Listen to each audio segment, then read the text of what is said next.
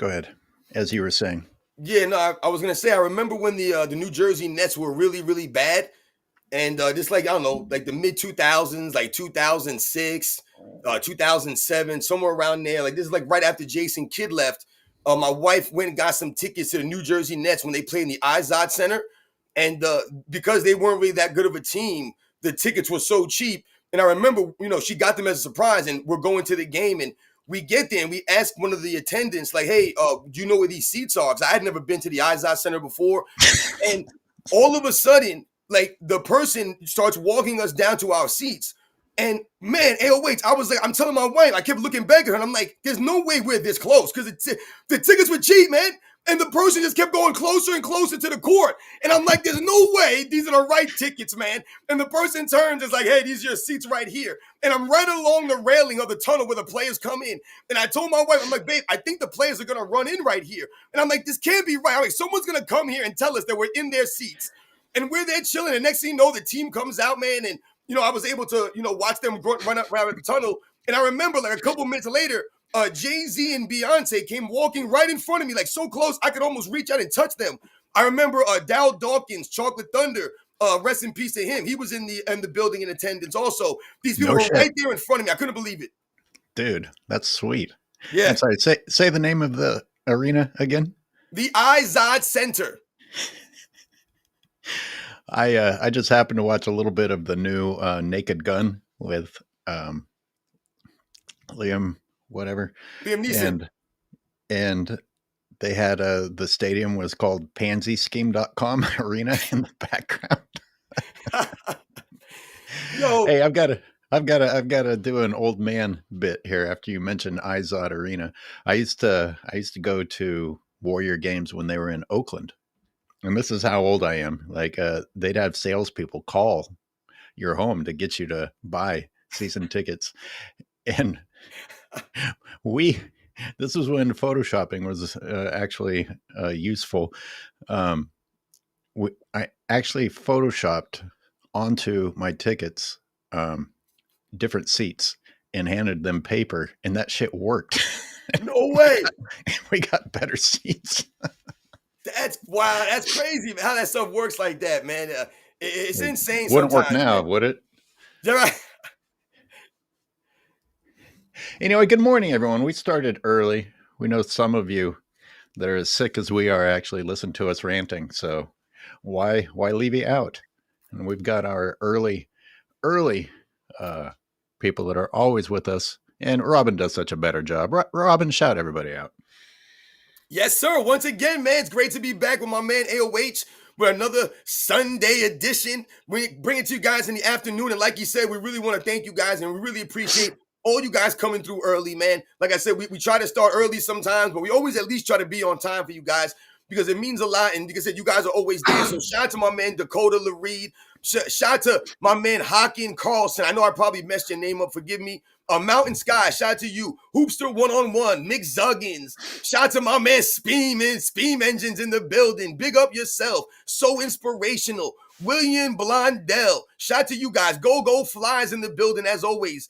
Obelix CMN. Shout out to you. I know if I messed your guys' names up, sorry. The real Siberius. Of course, the real Siberius is here. Renee is in the building, of course. Renee's in the building. TG, Lamar Lyons, AC 24, Cameron Peterson, Jimmy James, Troy Black, Fuku asshole. All right, that's a good one right there. Logical Raptors fanatic. Shout out to you. Dangerous Captain Charisma. Drebin. Is that Captain Drebin from Police Squad? Andrew Music. And shout out to Yadman Empire and Tomer Yofi. Thank you very much, guys, for being here. You guys know the deal, man. Let's roll. Shout out to Speem Engine and things of that nature.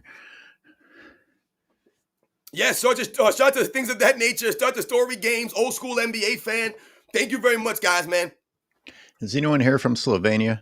Because I'm just going to keep saying Slovenia and things of that nature. I'm like, what the fuck does that mean? I was in Slovenia and things of that nature. And things of that nature. I don't think you can use it in that context. Whenever I've used that, you can now. You can now. Just go to the comments on the original post, and read these suck-offs just loving everything that comes out of LeBron's mouth. I'm like, you fucking people even hear him? Or is it just like none of his fans can speak English, so they're like, wow, this is great. This is good shit. I don't know what that means. I don't know what that means, but he sounds so smart and things of that nature. It really is weird. Like I said, shout out to my man Speam again. Shout out to Import for coming through. Quentin Daniels, Sean, shout out to you. Lomno 12. Thank you very much, guys, for coming through. And Juice Gaming 28. What does this comment mean? I remember I saw in the comments in one of those posts that LeBron James was making a joke or something during that live stream. And I guess no one laughed at the joke that he made. And in the comment section, you had his fans talking about how dare you guys not laugh when LeBron James makes a joke, our glorious king. It's really cringe to me how they say the glorious king makes a joke. You guys better laugh. The glorious king makes a joke. You better laugh. Oh God.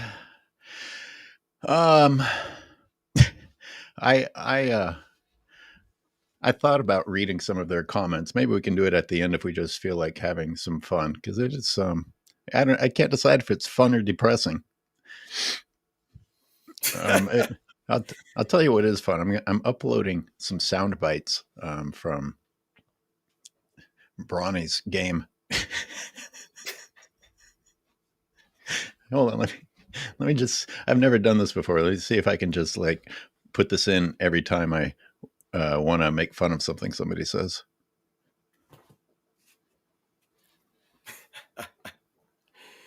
Oh, Bronny's open for 3. Shout out to Dangerous Captain Charisma 69. Robin, do you call Bob Cousy Robert Cousy?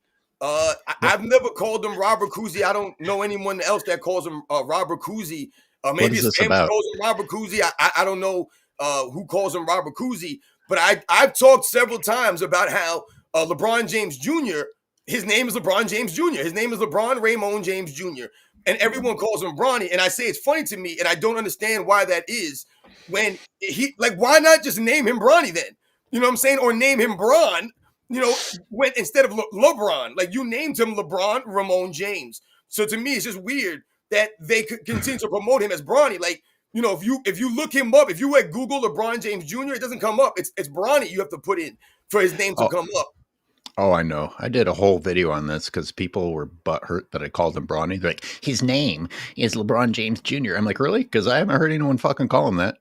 That's all I call him on my channel. I always call him LeBron James Jr. I rarely ever have called him Bronny like everyone else promotes him have. And I don't care what people want to call him. I just think it's funny, like I said, that they promote him and everything is labeled Bronny when we all know that he named his son LeBron Raymond James Jr. You know what I think of that?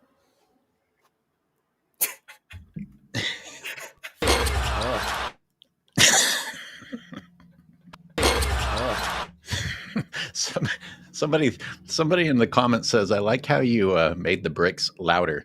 I did not. I assure you, I did no enhancements. No enhancements of the sound. I didn't. Here, let me play a worse one. A worse one. Oh. Shout out to Heath Overledger. Shout out to LT. This actually. That sound is pretty bad, though. Everybody, really quick. I mean, maybe the rims were tight because it's what's funny? Let's just get into it, man. Let's just talk about it for a second here. Let's go. Because I did a video this morning on this, and I told everybody in the video, I wasn't making a video to crap on LeBron James Jr. It wasn't necessarily about him. It was mostly about LeBron James Sr. spending more time with these YouTube funny guys, spending time with these podcasters, spending time dancing on a bad knee, spending time in the offseason promoting himself when obviously, apparently, he should have been spending a lot of his time with his son, trying to help his son work on his overall game, because not only does that help your son, it's twofold. It helps your team, the Lakers. LeBron James training is not going to help his son. Get somebody else. I got to stop you. Right. But I understand it's the right gesture. That's what he should be doing as the great father that he is. And does his daughter even know what he looks like? because he avoids home like. Well, remember, he brought his daughter there. I said that in the video. Oh, that's how he knows her. He brought his daughter to the weird house of Kai Cenat. Why would you bring your daughter around those weird dudes? But anyway, he brought his daughter there. I believe his niece was with him also. But I didn't see Bryce James there. I didn't see LeBron James Jr. there. So you went there, you did a little informal shoot around, and you went out there and bricked up a bunch of shots. But where are you on the off season working out with your son? Getting your son to be prepared. Because like I said, not only is that going to help your son, it's also going to help the Lakers. Because LeBron James Jr. is taking up a roster spot. This man should be out there working on his game. I don't know what LeBron James is doing. Like I said, he's spending more time ducking out on the Lakers, ducking out on time with his son. Maybe I'll pull this up. I forgot to. My fucking old brain is worthless. But so while LeBron is there dancing with Kaz, whatever. I don't know which girl this is, but there's this girl in the background who just straight up grabs her imaginary nutsack. And I'm like, are you scratching your vag? And it's like, I want to know whose daughter this is walking into the room, grabbing a handful in the background. Like, this is not. That's what I'm saying. There was a lot of weird stuff going on in the background when you heard LeBron James speaking. They're making weird faces. I mean, when he brought all the sneakers out, remember, he had a giveaway. We gave away his sneakers. Right, so he gives away everybody a pair of his sneakers, right? And when they all open the box, they all put the sneaker to their ear. And they're all like, hello, can you hear me? Can you hear me? Oh, this is what they're doing on the live stream of LeBron James sneakers. Because LeBron James sneakers are like that. I mean, you thought that these guys were going to hyperventilate the one dude. I thought they were going to have to break out the defibrillator for one of them kids when he broke out the sneakers. They could not believe they were getting free LeBrons. Oh, God. Insane. And your daughter's right there, like I said, around all this weird stuff. Like, why do you bring your daughter there, man? Like I said, maybe she's a fan of Kai Cenat. I bet she is. You know, he's a young guy. He's popular with a lot of the young kids. I bet that. I'm not saying that, maybe she, wasn't a fan of him. But the whole thing is just weird. Like, he should have dropped her off or something like that, or brought the whole family with him. Like, you there hanging out with a bunch of 20 and 21-year-olds. Like I said, doing it with the one dude jumped and did a split. I was like, what is going on here, man? He jumped and did a split for LeBron James? You talking about cutting my hair? Yo. Crazy stuff. You're depressing me. I watched as few seconds of it as I needed to get the clip that I used. But let's go back to LeBron James Jr. and what we were talking about with the game. The one thing that I talked about during that game that I said I wasn't trying to knock his son for going out there and clanging it up. I talked about the entire Lakers team. I want everyone to understand something. The Los Angeles Lakers, I believe there have been 4, I think maybe 5 or 6, maybe even 7 preseason games so far in the NBA. I believe 2 of the games were played against non-NBA teams, right? I think there was like a Jerusalem team and another team from another country. They played against NBA teams in the preseason. You guys know the Lakers are the only team that scored the lowest, and they're the only NBA team to not score over 100 points in their preseason game. They scored 81 points and something like that. I believe the Lakers scored 81 points. So when you look at the preseason game, LeBron James Jr. goes 1 for 8. I question why he's taking the most threes of anyone on the court. He shot the most threes of anyone that played on both teams. Is LeBron James Jr. a three-point specialist? I don't know. Well, apparently his saving grace is his defense, which we're going to get in today because somebody in the comments, props to you, and also screw you because then I wasted my time editing more Bronny James stuff. But they're like, Bronny James gave up all the points for the Suns in the first minute that he was in. And we're going to look at it today. We're going to see just how good of a defender Bronny is. Obviously going 1 for 12, shooting 8%, redeems him offensively for the bad defense. I mean, see, and this is the problem, AOH, though, when you bring up the defense, and I agree with you, LeBron James Jr. is being touted as a defensive-minded player, a guy that's going to get everything off of his defense, right? Like, he has to play defense first, and everything will come off of that. So if he's going to find a role this early in his career, yes, he's going to have to be a defensive-minded guy. The problem for LeBron James Jr. is he's only like 6'2", 6'3", and I'm not saying only because I'm so tall. He's way taller than I am.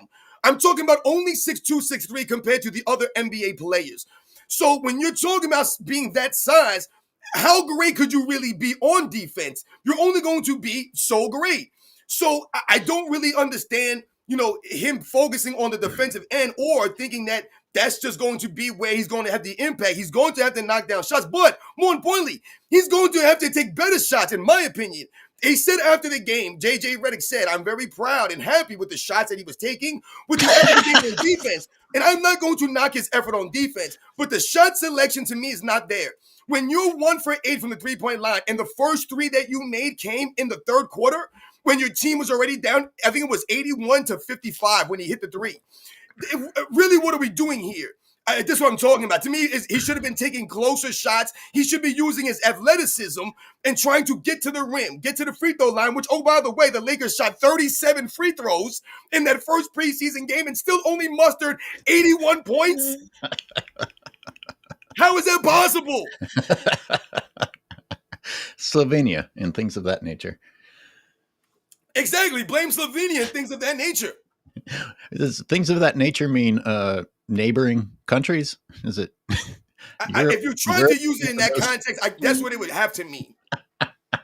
It would be like Slovenia and countries like Slovenia. The Slovenia-esque countries.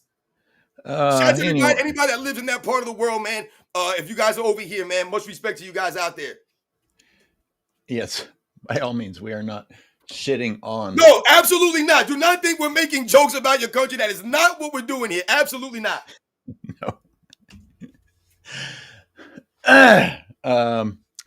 Who the hell are Americans to make jokes about anybody's country anyway? we pretty jacked up over here too. We've got some fucking serious problems. We pretty jacked up too, right? It's like, what's that old saying? Yeah, a glass house, don't throw stones or cast stones when you live in a glass house. That's Americans. We can't be throwing stones at anybody. I mean, when you spend $20 trillion every year on your military, you can. You can be. I guess that's a good point. You can be as fucked up as you want to be. we can sure kick. I remember George Carlin used to have a bit. He said, "You know what we're really good at? Bombing the hell out of your country. That's what we're good at, because we can't make a decent car, right? We can't do anything anymore, right? We can't do nothing. We can't produce anything, right? But what we can do is we can bomb the hell out of your country. We'll bomb some stuff." Oh man. Hold on. I'm looking up crotch grabber. There she is. Hold on. Let me produce this. Hey, we've got a super chat. You want to read that? Yeah, shout out to wait, who I don't see it. Oh, okay. Let me go find it. Oh. Yeah, I didn't see. Did we have one? Let me see. I might be able to find that. That sounds so pathetic. Yes. Oh, Roland Curtis. Shout out to Roland Curtis for coming. It shouldn't be hard to find since it's our only one. What you say? I said it shouldn't be hard to find since it's the only one. Well, we just got rolling here. Salute SFR and AOH. Shout out to my man Roland Curtis. LeBron sucks. A bubble in a cup. A bubble in a cup. All you gave LA was a bubble and a cup. You want a statue, but you ain't done enough. All you gave LA was a bubble and a cup, you bum. Yo, shout out to my man L Explicit for that song. Shout out to Roland Curtis again, man. Thank you guys. You bum. Let's see. Who else we got here? Listen, I want everybody to understand, when we talk about that game, and I made this point in my video, like I said, it wasn't just about LeBron James Jr., it was more about the Lakers. Shout out to any Laker fans that are out there in the chat or out there listening, man. When I look at the Lakers and I'm watching some of that game, once again, they only mustered, I believe it was 81 points, if I'm not mistaken. And they were 6 for 35 from the three-point line as a team. 6 for 35. So when you go to a game or you're flipping around the TV and you see an NBA game, though, the Lakers are playing the Phoenix Suns, the first preseason game of the season. You put the game on, what do you get? You get to watch a Lakers team, like I just mentioned, that shot 37 free throws and went 6 for 35 from the three-point line. So you watch that team go out there and miss 33s, and you're telling me these are the more skilled guys. When they tell me, oh, the guys in the 90s, they can't shoot threes. Well, apparently, these freaking guys can't shoot threes either. You think that the guys from the 90s can go out there and miss 33s? They can absolutely go out there and shoot 6 for 35. But it gets worse, because out of those 35 shots, they only took 74. So essentially half of your shots are brick threes. And the Phoenix Suns shot 13 for 41. Yeah. Yeah. I'm sorry, Robin, but when I go back and break down the games, they actually look like they can shoot the three better back then, even when you weren't praised for shooting the three. In fact, I'm more impressed that when you take that few of threes, you still make them when the time comes to make them. But in addition to that, I mean, the defense today, it's like, how the fuck? Bronny was so unguarded that, no exaggeration, I could have been taking those shots. Nobody even closed on him in half of them. It's like, I understand that I'm not tall, but if no one's closing on me, what's the problem? I don't have to be tall because nobody's even trying to fucking contest the shot. And the real Siberius pointed out, it's not the only super. Shout out to real Siberius. Thank you for your super. Bronny is building himself a house for when he gets kicked out of the league with all those bricks. The fact he thinks he was taking good shots is wild. Well, let's say this. When you're that open, you kind of have to take them, right? I mean, he was really open sometimes. Anyways, let me ask you a question, man, because you play basketball. This is how we think about the game. And anybody out in the chat, just for you guys too. What we just talked about right there, right? People thinking that they're taking good shots because you're open, right? This is what you're saying, right? You gotta take these shots because you're open. This is my problem. I think it's the problem with a lot of people. That mindset, that thought process, that's analytical. That's what the analysts have done to the game. Because when I watched the game growing up, what these guys would do, let's say someone takes a three-point shot, right? They're wide open, right? You got to take the shot. Someone drives the lane, they kick it out to you. You're wide open. Dan Marley's open on the three-point line. Dan Marley in 1993. Dan Marley shoots the three. Dan Marley missed that three. The next time down the court that Dan Marley gets a three-point opportunity, he may not take that three. What will he do instead? He might pump fake and drive the lane, Thunder Dan, or he might take a step in. Take a step in from the line to get a rhythm going, to knock a shot down, to feel good. Sometimes we would see guys not in the rhythm, right? What would they do? They would force the issue and try to get to the free throw line, right? To try to get that rhythm now. So they get to the free throw line, they get a couple free throws. All of a sudden now, the next time they get a shot opportunity, they're able to go right into it. Now, guys will miss 7 straight threes and think, okay, let me take the 8th one. I thought you were going to go another way. It's like, hey, pass to somebody else, which I was ready to counter because I was going to say nobody was moving. Like by the time 3 passes have taken place, everybody's already heading back the other direction. It's like, oh, offense is over. We've done our part. Nobody's going to cut. So if you are wide open, it's like, oh shit, I have to take it. But to your point, there's another option. Change your own strategy instead of just going. And by the way, part of Bronny's strategy seems to be adopting his father's strategy, which is go hide in the corner until people forget you're on the court. Right. Exactly. Shout out to Afro Abe. Shout out to Nemo LA, Monroe. I am the algorithm. Zizza plays. I see you guys out there. Shout out to LaShaw Avery. Said he was a Lakers fan. Once again, man, you had to watch that nonsense the other day with these guys. You know, think about it. Dalton Connect was, I believe, 2 for 10, 1 for 7 from 3. I think Rui Hachimura was 3 for 12, 1 for 4 from 3. This is what you had. DeAndre Ayton played 19 minutes and was 0 for 2 and 4 turnovers. Are you freaking kidding me, dude? How are you 0 for 2? I mean, you took 2 shots but had 4 turnovers? I don't understand. It's so weird to me what they're doing out here. Why is LeBron James and Luka Doncic not playing? I mean, it seems to me that they need some cohesion, man. Well, Reeves played a fair amount, which I thought was interesting. I thought he was in that group. I thought he was in that group with LeBron and Luka, where you don't have to play in preseason. But he was probably the bright spot for the Lakers. He looked decent. Anyway, they scored 81 points. 81 points, guys. I mean, I'm not making this up. If you listen, man, the Jerusalem team scored more than the Los Angeles Lakers, man. Are you freaking kidding me? The team from Jerusalem. I mean, my God. I mean, what are the Lakers doing? I don't care if LeBron's not there. I don't care if Luka's not there. You can't muster more team than the Jerusalem team? I don't know. I'm not knocking Jerusalem. I'm knocking the Lakers.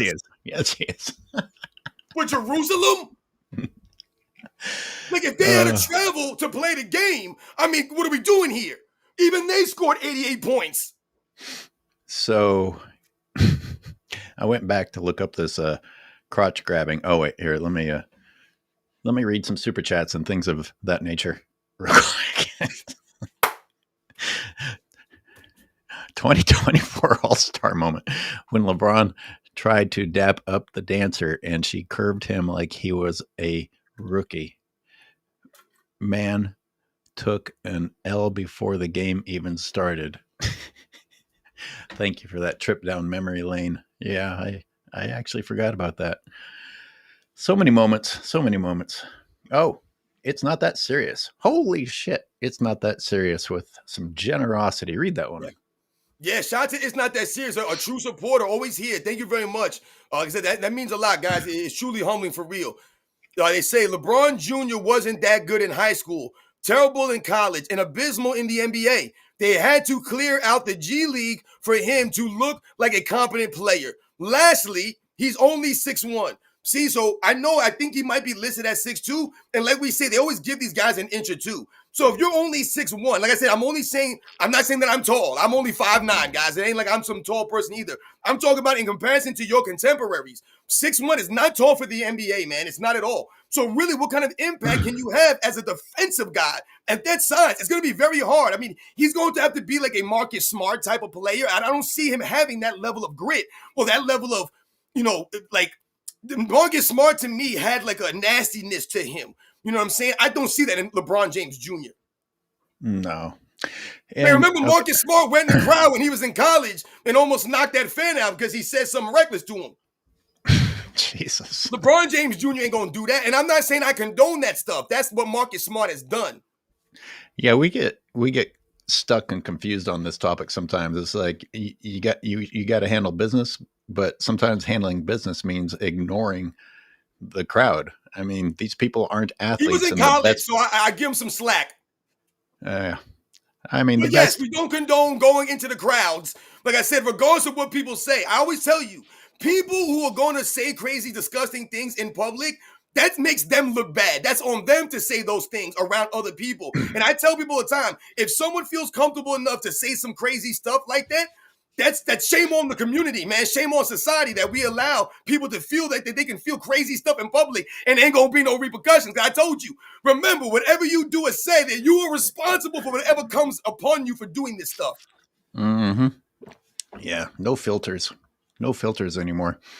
Yo, you start slapping people around here, all of a sudden people are shutting the hell up. Right? What did Mike Tyson say? Everybody got a plan till they get hit in the mouth. Everybody got something to say. Everybody thinks that they're a tough guy. Everybody got a big mouth until you get slapped in your mouth. That's why I tell people, man, shut the hell up outside in the streets, man, in town. You don't know who the hell's around you, man. People are crazy. People are dangerous. And people ain't going to take no stuff from nobody, man. You think you bad? There's always someone out there badder than you think you are, man. And remember, this is a tip for you out of life. PSA, if you ever see somebody with cauliflower ear, don't you ever run your mouth to those individuals. You stay far away from them. And when they come around, you shut the hell up. Cauliflower ear, look for it. If you see somebody with it, watch yourself. Robin is dropping actual advice, actually usable advice. I lost a bar fight not that long ago. He may have had cauliflower ear. I was blind drunk, so I couldn't tell you anything. You better watch who you messing with out there, man. I'm telling you all the time, man. You watch your mouth out there, and people, everybody's tough guy because no one can touch you now. Because what are you gonna do? It's like Rocky V. Remember Rocky V when the guy who was like a fake Don King? What was his famous line? Go ahead, punk. Touch me and I'll sue.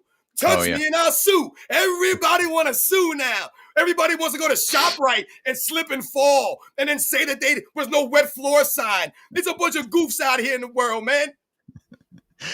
Yes, they are. And I had some notes for angry old ranting that had nothing to do with basketball, but we'll come back to it. Mac McClung is 10x better than LeBron Jr. 10x, exactly. I thought it said 10% at first, and I was like, oh, wow, we're getting really specific. And we've got another super from McZuggins. If nepotism and things of that nature give you extra opportunities, extra money, and extra attention, then extra scrutiny is fair. Cheers. Yeah. I mean, one thing I can't stand is that people think these guys don't deserve any scrutiny. It's like, something's got to come along with getting paid that much money to put a ball through the hoop. And listen, Bronny, I'm sure Bronny's a nice enough person. But we're not mad at Bronny. We're mad at the fact that somebody stole other people's positions because of their father. Yep. And he continues to prove that he shouldn't be there.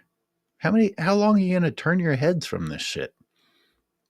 It's almost like, I mean, think about it this way, guys. The problem that LeBron James is facing when we talk about a lot of this, nepotism, I don't really like to even talk about it because it's weird to me, because if LeBron James' son was qualified, we wouldn't be having these conversations. The problem is that LeBron James' son's not qualified for the job he got. So even if you want to say, oh, this guy hired his son, or this guy hired his son, we talked about the Danny Ainge stuff and, the people bringing in sons and people doing this. The thing is, those people that they brought in, whether it was their sons or their relative, they seem to have been qualified for the positions that they were given. LeBron James Jr. is obviously, last season, he was not a qualified basketball player. You're going to sit there and tell me he was one of the best basketball players in that draft? No, he was not. Like my man mentioned in the chat earlier, he was not even good in college. So if you're not even good in college, it really begs the question, why not play longer in college? Why not play 2, 3, 4 years in college? Develop that. Learn systems. Learn how to be a better player. Learn about yourself. Become more of a man. Develop your body. All these things, your mind. Learn the game. I mean, no one cares about this stuff anymore. Everyone wants to make money. LeBron James Jr. shouldn't be worried about money. Is he worried about money? Your dad's a freaking billionaire. I mean, you guys are good. Everyone knows that James family is going to be all right. So he should be focused on his game. That's why I said it's really weird that LeBron James spends a lot of his offseason. Hold on. LeBron only has a couple of thousand in the bank, remember? Yes, that's right. Because he's trying to put all his money into buying that league and making his own league, right? It's just, like I said, it's just weird to me that he didn't spend enough. Remember LeBron James complained and said, hey, woe is me. I miss a lot of time with my family. That's on you, dude. If you're doing the Pat McAfee show, you're doing a podcast in the off season, you're doing the China trip, right? Because you're the forever king. That's on you, man. Yeah, you're hanging out with these goofs. Yeah, exactly. This is the closest your daughter gets to come to spending time with you. All right. So, all right. So everybody, by the way, look at these clowns. I'm just so used to clownish behavior that I dismissed this part, but I was just imagining if that was me in the background and these were my parents, how fucking ashamed I would be of my father. That's what I'm saying, man. Guys, man, hey, listen, when people say, oh, you guys are just hating on LeBron James, you're just finding something to talk about, this is weird behavior for a 40-year-old man. You're supposed to be a grown-ass man who has grown kids. I mean, what the hell are we doing here? You're a big goof. I would never see my dad doing this kind of weird stuff. This is weird. And I would tell my dad, yo, dad, man, this is some weird stuff, man. I don't know what the hell you're doing, man. You're embarrassing me. When we were growing up, when you grow up and you think about your parents, and I know we all are not fortunate to have mothers and fathers, and that's why I always tell people we're fortunate to have these things. It wasn't necessarily I was afraid of getting my ass whooped by my parents, because my parents whooped my ass. They whooped all my asses. It wasn't just necessarily about the ass whoopings that you feared. Eventually, it became about letting down your parents. I was ashamed about, or afraid of letting my dad down. I didn't want to disappoint him by acting like a goof, right? Disrespecting people's homes, all this kinds of stuff, man. I remember I was at a party one time, right? And, this girl's parents were away, right? So she has this huge party. I'm a senior in high school, right? I'm like 17 years old or whatever. And I remember we're having this party, and the girl's mom showed up out of nowhere, right? She showed up out of nowhere. And no one was expecting her to come home. And what you have going on? You had kids acting crazy in this lady's house, right? Now, I had known this family for a while now. And this was my best friend's girlfriend, right? So we're there hanging out. And she's trying to clear kids out. Kids are all over the place. They're in her bedroom. They're doing weird stuff here. They're doing weird stuff there. And she's going around and she's kicking kids out the house like the parents from Snoop Dogg Gin and Juice video. And all of a sudden, she comes over to where I'm at in the kitchen. I'm sitting at the table. And she looks me dead in my eye. And she says, Robin, you've always been a very respectful kid since I've known you. You've never disrespected my house. You've always been this and that. And like, to me, I remember that to this day, all these years later, because that made me feel good, not for myself, but for my parents, because I'm a reflection of them. That's a great point.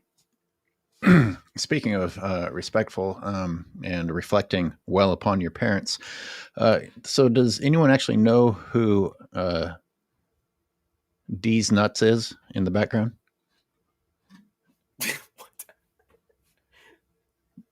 D's Nuts. See, I think that's LeBron James' daughter right there, I think. What the fuck's happening? Is that his daughter? I think that's LeBron James' daughter. I could be wrong. Someone in the chat, let me know. Maybe you guys know. I don't know. There's one reason not to bring your kids to these things. They might be grabbing their nuts in the background. Come on, man. McZuggins, if nepotism and things of that nature give you opportunities, extra money and extra attention. Yeah. Okay. So I read that again because I wanted to talk about,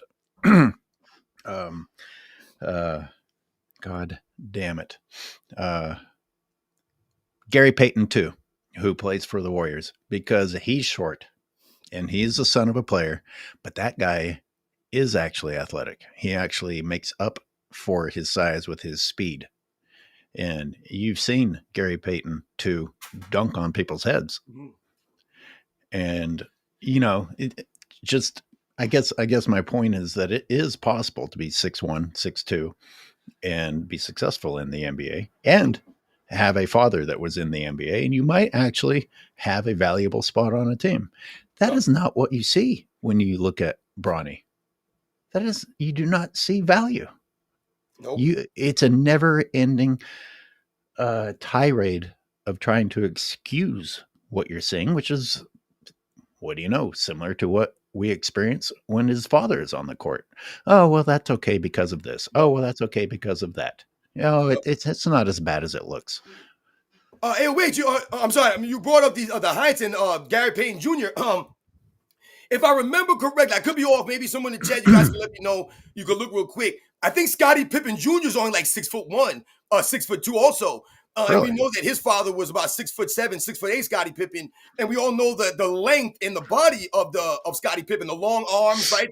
The way that he was able to help him on defense with that kind of length and body type. But his sons, I think, is only like 6'1", and his son, you know, found a home and found a niche. Like you said, he became found the roles, so to speak, you know, on the teams that he's played on. I think the Memphis Grizzlies, if I'm not mistaken.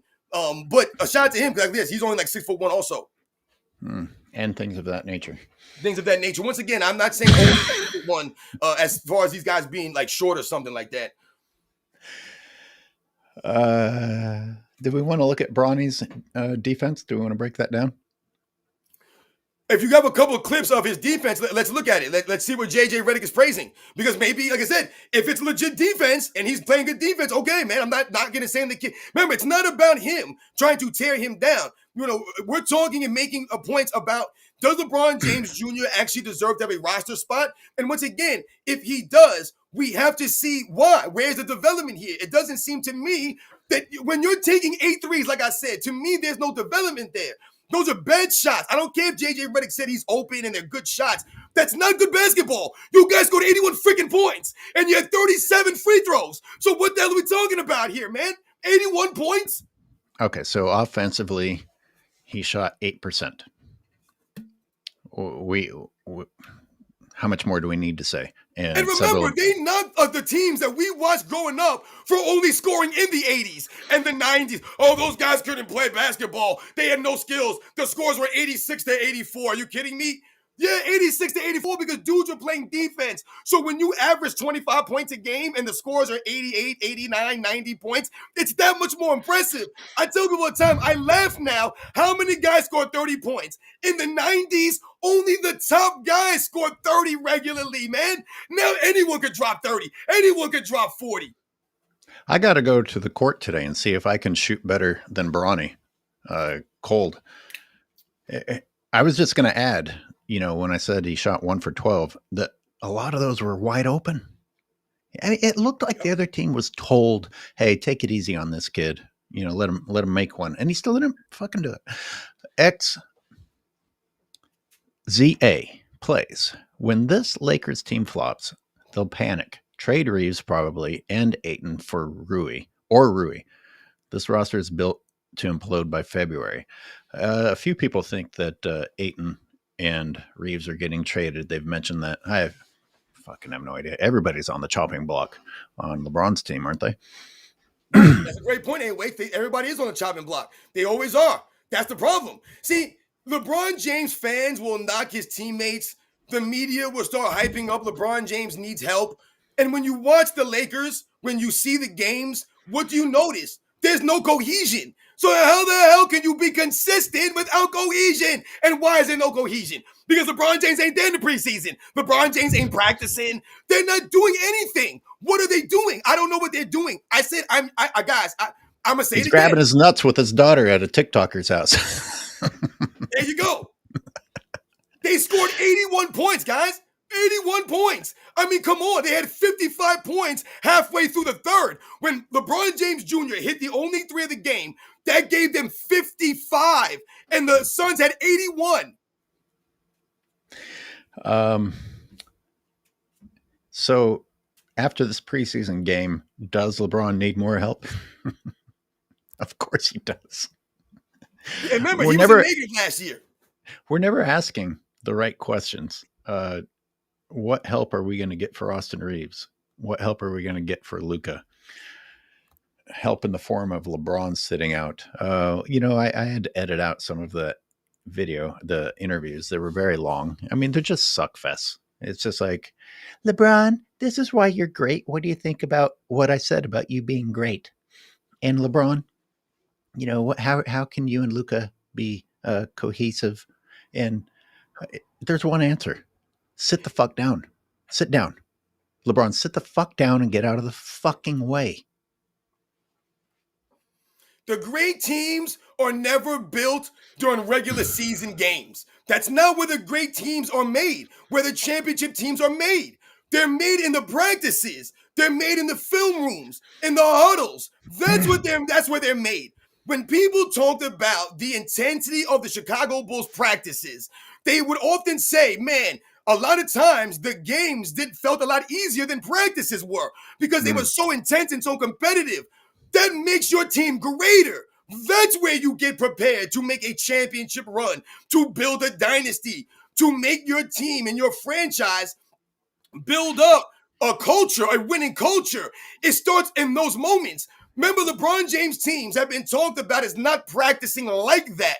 So how are you supposed to build that level of cohesion? How are you going to build up any of this stuff that we talk about with these teams, a winning culture? You're never going to do this.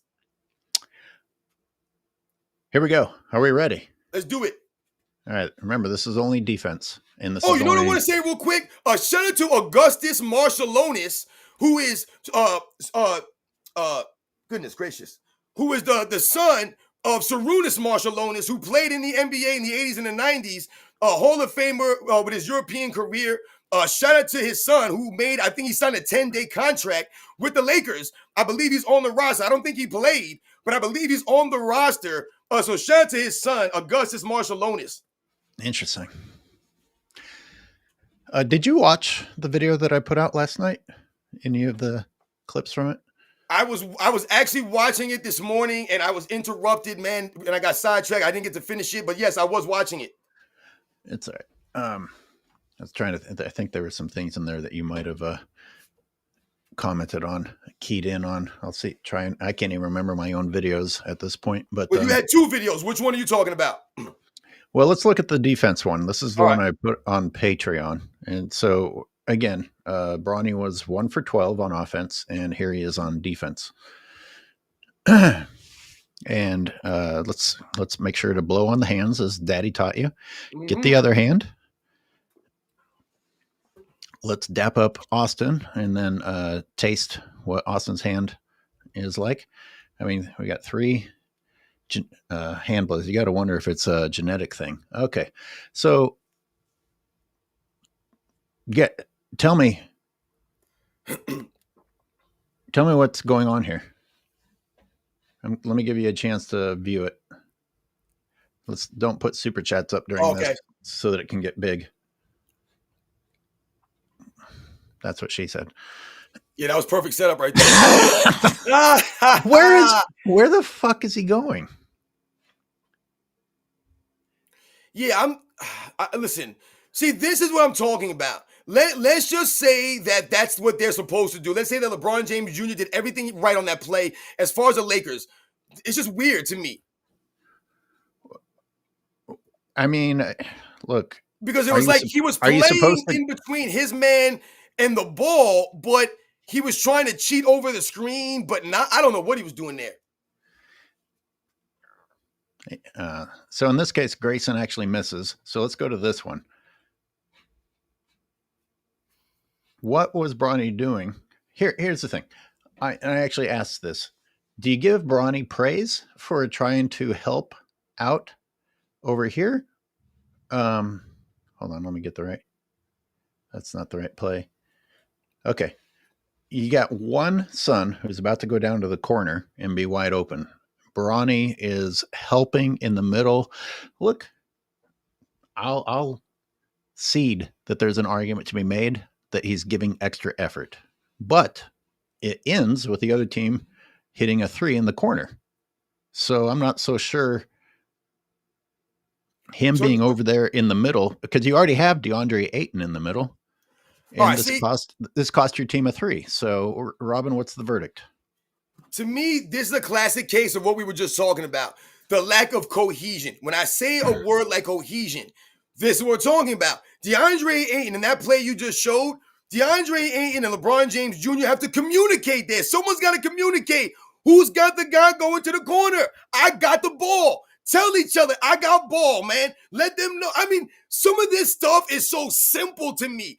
Things that you do, things of that nature, the things that you do on the basketball court, on the streets with strangers, guys that you don't even know. You still talk to guys. Yo, I got your help on the left side, man. It's setting the screen. I got your help on the right side, man. Hey, I got ball. Someone stop ball. These are things that you say. Someone should have been, I got ball, man, so you could peel off and get the man going in the corner. So that's the cohesion I'm talking about. No communication.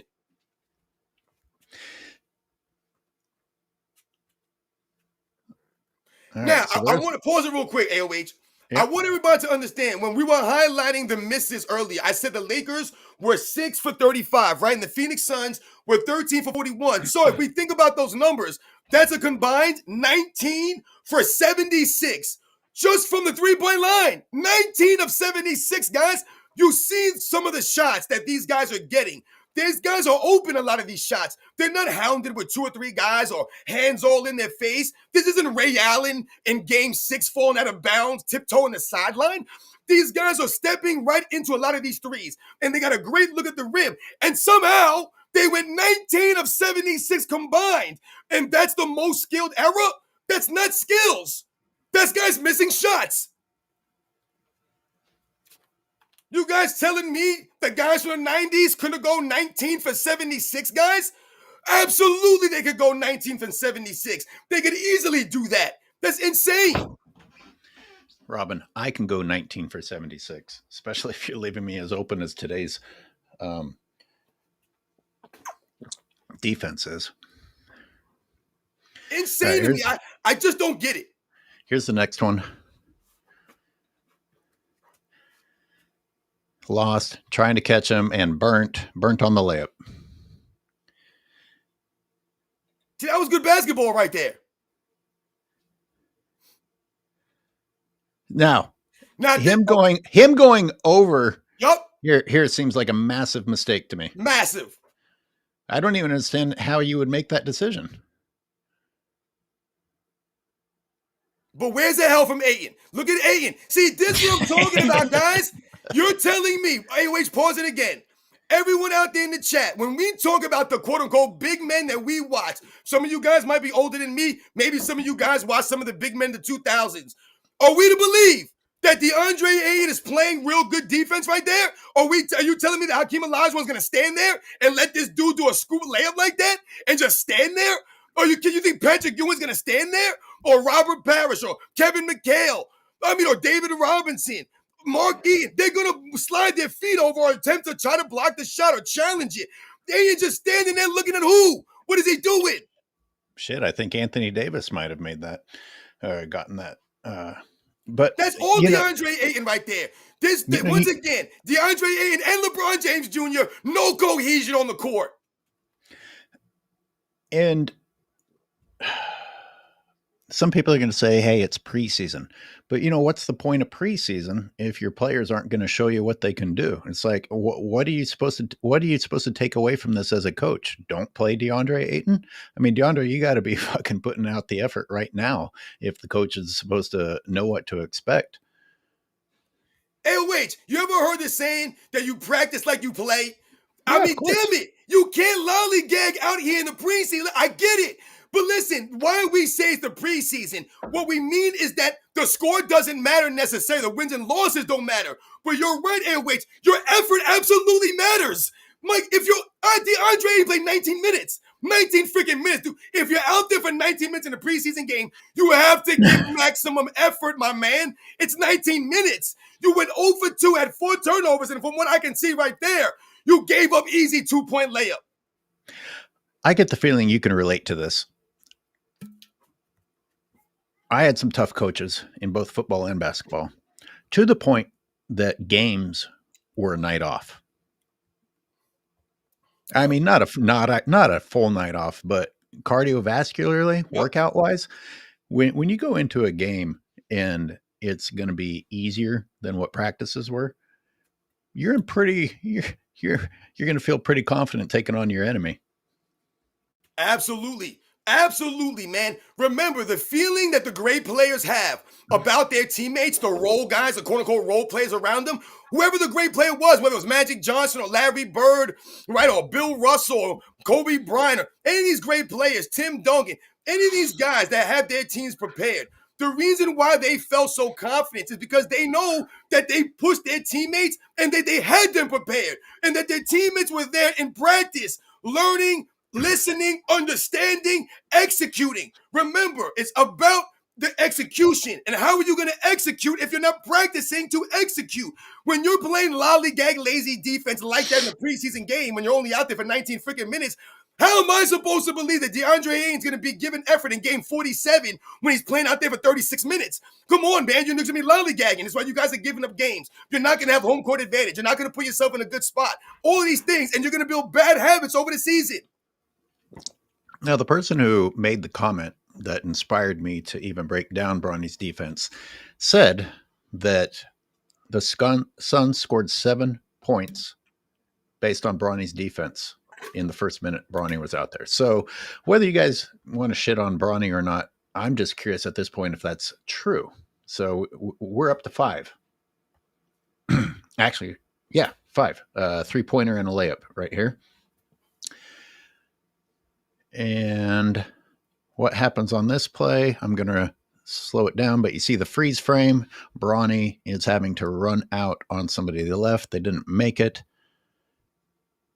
And there, now are you going to blame this on Bronny? Because that was a dime from Bronny's guy. Now, can you rewind that, LH? Yeah. So and I think it was a no-look pass. So it's a little bit hard to tell. That was a good offensive set right there that they ran. That's why I wanted to see it again. All right, yeah. See, so what happens on a lot of these plays is because look at Connect. Connect is completely lost. Completely low. Who is Connect guarding? He's guarding no one. He gets completely turned around. His man fades into the corner. So that forces the other guy here to leave his man to turn and guard him, who they don't pass to because he sees him open for a 2-point shot. So I don't know what Dalton Connect is doing here. The problem for a lot of these guys is because they play this positionless basketball, you don't know who the hell you're guarding in any given moment. Positionless basketball. Look at Connect. Who's Connect guarding right there? He has his head turned. He don't see the ball in his man. Once again, I remember learning basketball from a very young age. And one of the first things they teach you is to always see the ball in your man. So Dalton Connect loses his man. He's guarding no one right there. There you go. You had one guy, number 20, guarding 2 guys. He's guarding 3 and 0. Oh, crap, he's open. Nope, he's over there. Bang. And LeBron James Jr. tries to help what's his name, Dalton Connect. See, this is what I'm talking about. When they talk about LeBron James is good for the Lakers, what does JJ Redick say? Oh, he has everybody in the right spot. Oh, he'll tell Dalton Connect where to go. He'll point to Austin Reeves. He'll point to LeBron James Jr. He'll point to DeAndre Ayton. He'll have everybody going where they need to go. The problem is LeBron James don't go no damn place. Nope. This is Darvin Ham's fault, by the way. Yeah, okay, absolutely. so here Bronny just plain gets beaten. So let's see what else you make out of this play. A high shot off the glass. Great shot, really. Oh, DeAndre even jumped. Good job, Ayton. But in any case, that was 7 points. I'm not counting the dish off that we saw in the previous play. Otherwise, that would have been 9 points. I'm not going to blame Bronny for that one, as you pointed out. But that is already 7 points that I can attribute to Bronny. And then why do I have this one? Whose fault is this? I mean, guys, is it me or do the Lakers look confused out there oftentimes? This is not even just bad basketball. This is just you guys looking like, it looks like I'm coaching the 8-year-old I-9 basketball team that I coach, man. Like, they just look like they're learning the game. I mean, my God. Like I said, a lot of this stuff seems like it's simple basketball. Like I said, we would be able to communicate and be better as a team on defense playing in the street with strangers that you've never met before. You're on a better page. I mean, my God, what were they doing? What are they doing? What's going on? What do you think of this depth? You know who looked pretty good in the minutes that he was out there was Jackson Hayes, and Jackson Hayes keeps getting the middle finger. I'm confused how LeBron James Jr. is supposed to play shooting guard. I'm confused how Marcus Smart is supposed to be the shooting guards. I just don't get it, man. So you're telling me at any given moment you could have Gabe Vincent out there with Marcus Smart or LeBron James Jr.? I mean, it's just a weird combination. To me, if these guys are only 6'1", how are they shooting guards? I don't get it. I thought it's bigger, stronger, faster. I'm so confused here. And depending on LeBron's mood and the demands he makes on JJ, he will also play shooting guard, point guard, small forward, and like center. Jared Vanderbilt's a power forward? When did that happen?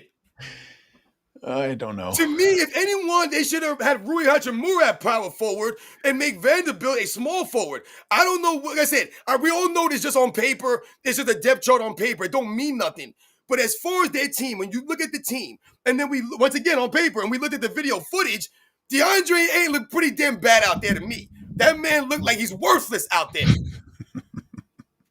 Like people said, trade deadline. Marcus Smart ain't playing, so how useful is he going to be? How much cohesion are they going to have? Shout out to Devin Booker, who I'm not a fan of, but he played in the preseason game. Robin, give our guy, the real Siberius, some love here. Oh, yeah, shout out to the real Siberius, always coming through, man. A truly great father-son moment in sports was the Griffeys hitting back-to-back home runs. That's the standard. Beat it or STFU. That's right. Shout out to the real Siberius. Giving a little history there with the Griffeys.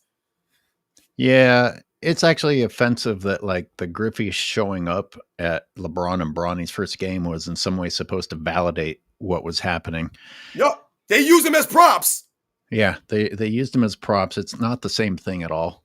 It's not the same thing, even remotely close. LeBron James that night said, as he always does, some really weird shit. And he's like, oh, this is the greatest accomplishment and no one else is going to be able to do this. It's like, God damn, dude, could you put a filter on your internal insecurity? No one else is going to do this. And it's like, do what? Put a kid into the league that doesn't belong there? I mean, you guys haven't done anything. Like if you guys had record-setting shooting while on the court together, that would be interesting. That would be somewhat similar to what the Griffeys did together. But here's the thing. A piece of me wants to get mad at the Griffeys for showing up. But then again, what do you do? Right. It's like, hey, they're going to fly us to LA and, have us go to this game. What do you do? Give them the middle finger? I don't know. What do you do in that case? And the point that I made about Jared Vanderbilt playing power forward, I'm not saying that these guys can't play those positions or they weren't listed at those positions since they've been in the league or any kind of stuff. What I'm saying is, how is Jared Vanderbilt built the way he's built? 6'7", 6'8", 215 pounds, whatever he is. He's a power forward. That's what I'm saying. These guys are bigger, stronger, faster. That's not bigger. In the 90s, Jared Vanderbilt's not a power forward, man. So once again, this is what I'm saying. When they tell us these guys are more skilled and they're bigger, stronger, faster. No, they're not. They're not. DeAndre Ayton is one of the big men of today. Come on, the guy just stood there and watched a guy go and do a scoop layup right in his face when he was 2 feet away. I mean, zero effort right there. Somebody just became a member, and I should have probably put up a disclaimer. Don't become a YouTube member. If you want to support me, go over to Patreon.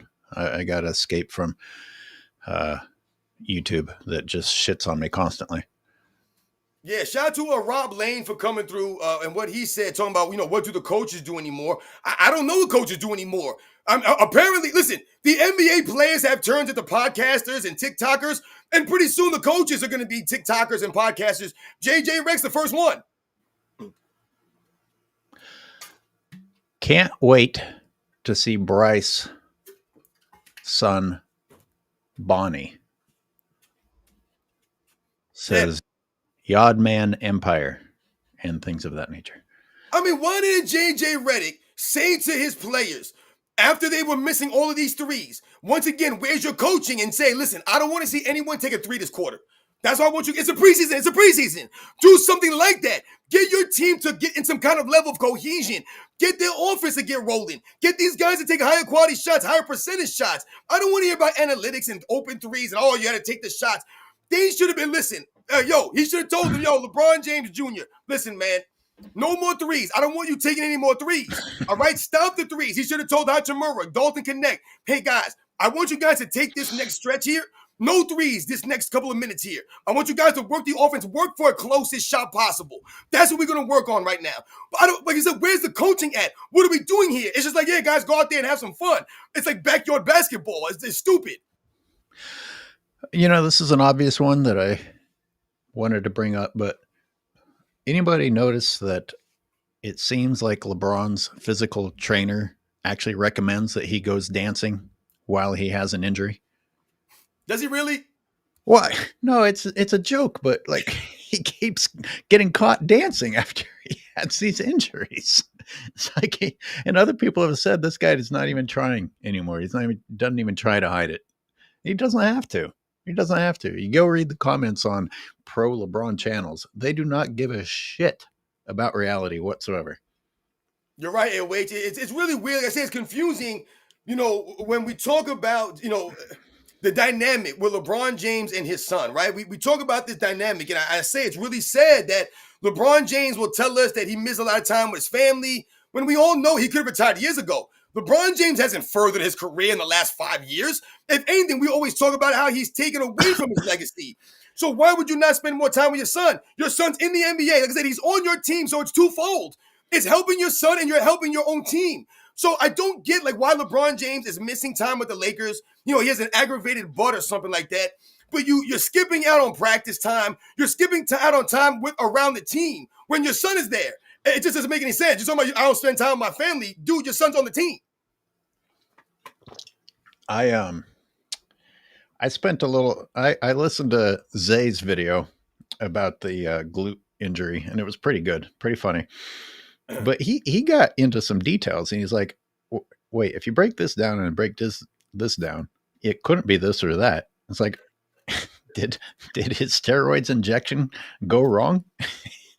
And he actually made some good points. Like I wasn't going to accuse it of being a steroid injection that was in the wrong spot, but he kind of made me wonder. It's like, is this actually what happened? Are his glutes sore, inflamed from the steroid injection?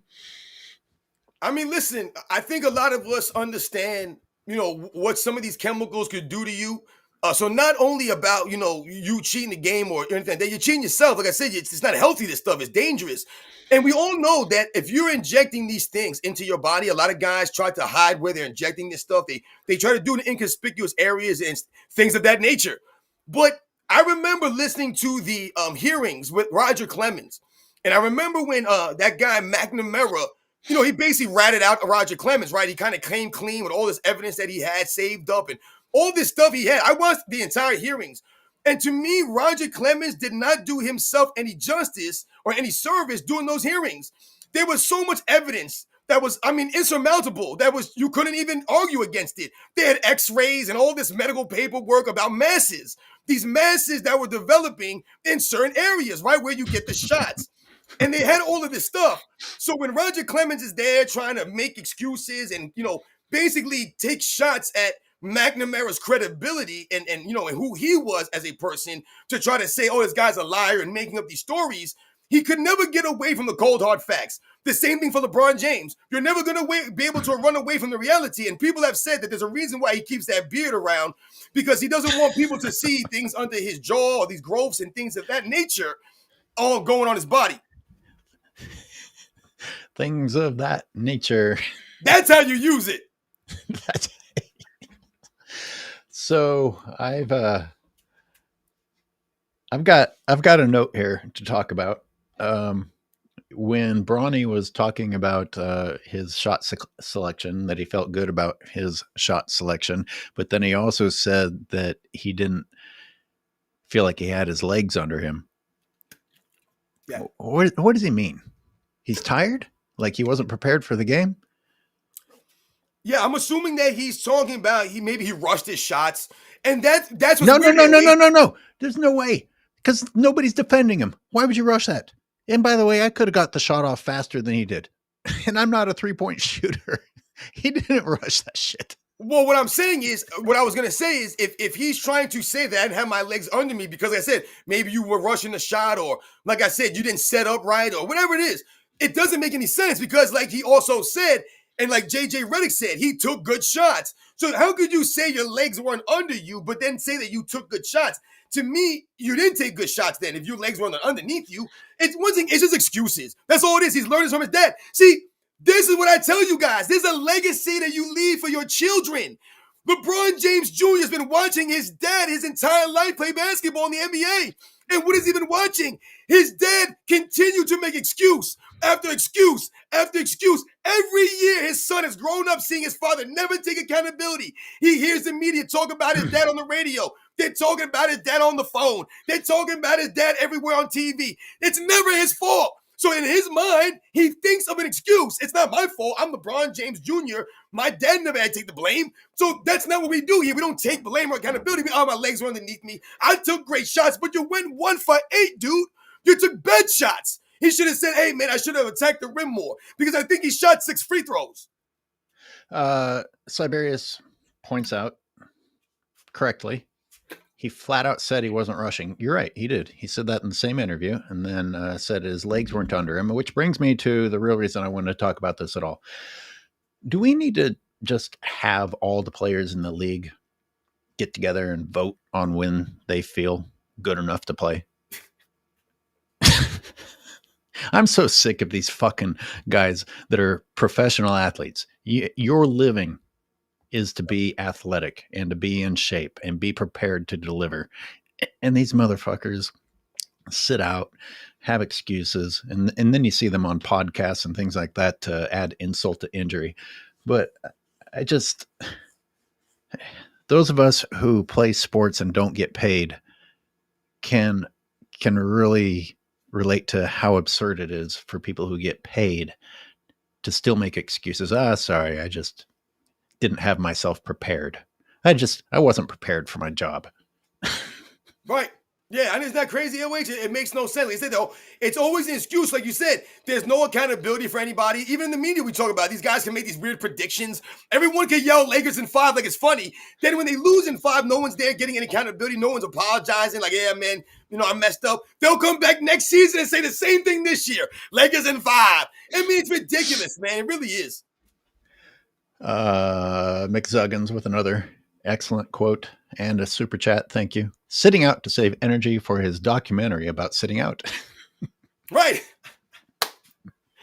That's right. It's a coffee table book about coffee tables. You know, he's going to make a documentary of sitting out. I mean, he's just sitting out for a documentary. I mean, the man sat out the All-Star game. I mean, come on, man. He literally waited for the last minute to say, oh, I'm not participating in the All-Star game. That's crazy to me.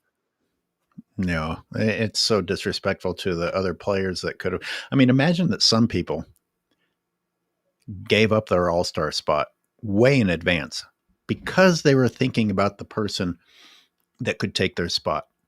And LeBron intentionally waited until the last minute so that nobody could take his spot. What the fuck's wrong with you?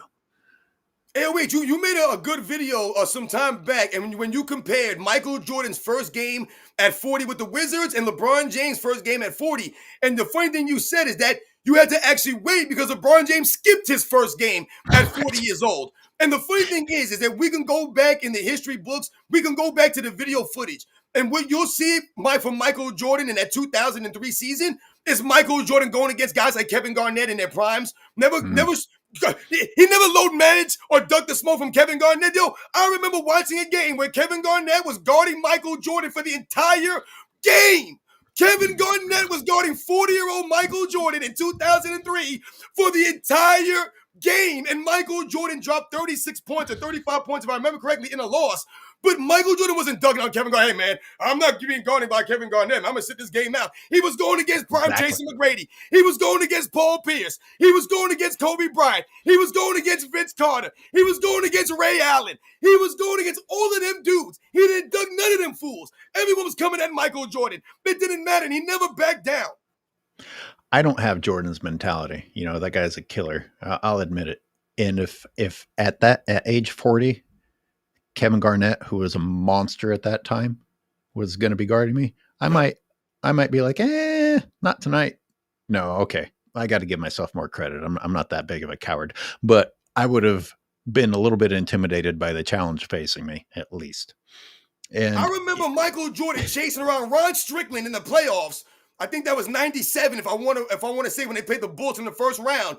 He was running around chasing Ron Strickland in the first round at 34 years old, man. This is what Michael Jordan was doing. That's Scottie Pippen. It was Michael Jordan chasing around a point guard at that age, man. The effort he was giving. This is what Michael Jordan does, man. It's what he did out there in the court, man. He didn't lollygag. He earned the respect even when he was 40 years old. People try to act like Michael Jordan, the Wizards, tarnished his legacy. No, it did not.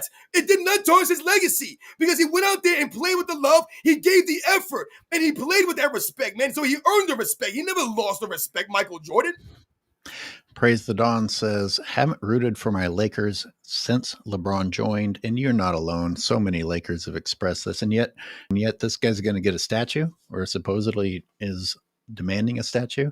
You lost half of Laker Nation's true fans because you brought this guy over. By the way, I can remember, it's like, oh, finally we're going to see the end of LeBron James after he got the shit beat out of him by the Warriors in 17 and 18. Oh, another fallback, another net to catch him. The Lakers are going to let him come over there. Holy shit. I couldn't believe it. I was like, the Lakers? They're going to let this clown become a Laker? Like, I'm not even a Laker fan, but I was dismayed by the disrespect to the franchise. I'm like, this team hopper gets to call himself a Laker? And remember, Kobe Bryant tried to, bring LeBron James in, ingratiate him to help him. He acted like an adult. He acted like an adult. He did Exactly what he had to do in that situation. Right. And then what LeBron James do? LeBron James turn around, wins the 2020 championship, and says, hey, I want my damn respect. That's what LeBron James did. LeBron James didn't go to Kobe Bryant's statue unveiling ceremony. That's what he did for Kobe Bryant after Kobe Bryant and tried to ingratiate him to the Lakers and all the fans out there. If Kobe Bryant wanted to be a dude like LeBron James, he could have had all the Laker fans hate LeBron James. He could have been like, yo, man, we ain't room for this clown. We don't want this clown there. But Kobe Bryant didn't do none of that stuff, man. But we all know LeBron James fans been crapping on Kobe Bryant since he died, man. They've been crapping on that man. Yeah, in that twisted that Kobe shows decency only to get shit on in his death by the same people he showed decency to. Yep. Kobe And by Bryant the, tried to be gracious. You know why Kobe Bryant was that way, guys? You know why? Because Kobe Bryant was doing other things. Kobe Bryant wasn't worried about his place in history. He was set with history. He was set and comfortable with himself, with his basketball career. He was on to bigger and better things with his life. He was getting Oscars and doing what he wanted to do after basketball. He was okay with everything. LeBron James is one of the most insecure people in the history of the world. Kobe Bryant was never that. Yeah. And remember, everyone, I've admitted on here several times I wasn't the biggest Kobe fan, but he, compared to LeBron James, he's a man. And LeBron is a dickless boy.